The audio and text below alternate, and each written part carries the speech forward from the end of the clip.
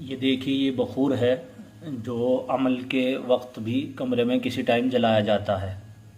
ये देख सकते हैं आप। इसके अंदर जो है एक बखूर ख़ास किस्म का है, वो रखा जाता है। ये देखिए, ये जलता है। ये तो इलेक्ट्रॉनिक है। इसमें बहुत से ऐसे भी आते हैं जो इलेक्ट्रॉनिक नहीं होते, वो कोयले से जलते हैं।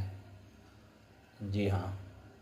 और ये खुशबू जो होती है, ये ख़ास किस्म की होती है। जो खबीस जिन्नात होते हैं उनको ये भगाने में काम आता है।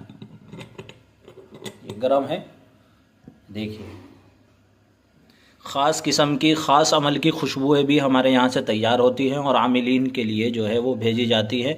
जो जिस चीज़ का जिसने अमल कर रखा है उसकी खुशबू हमारे यहाँ से तैयार की जाती है, उसके मौक्किलात को मुतवज्जह करने के लिए।